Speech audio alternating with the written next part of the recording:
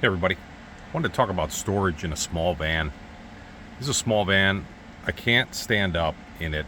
I can kneel up, given I have a 6-inch mattress on the floor, which is my design here, where I just move this back when I need to use it for cargo. But I want to talk about storage in a small van.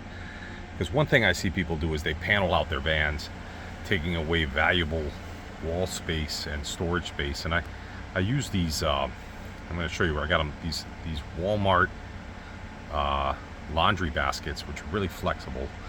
Cut them in half and use them as pouches around the nooks and crannies in the van. I love leaving bare metal on a van. This is because that's not the outer layer there. It doesn't, yes, there's a heat transfer, but it's not as hot as the outside.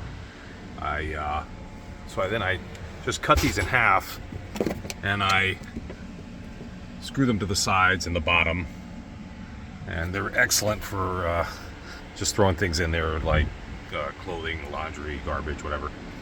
I have some cutouts and just a kind of a kitchen setup here, water, bathroom, and the TV.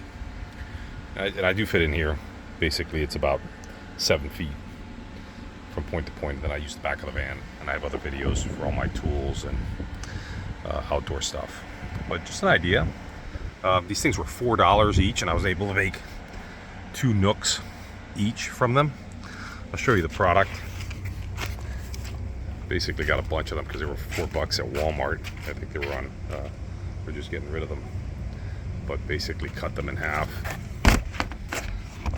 and just cut the handles off. They're really flexible and thick. So when you screw them down, they hold down pretty good. That's the product. Something from Mainstay. Hope this helps somebody.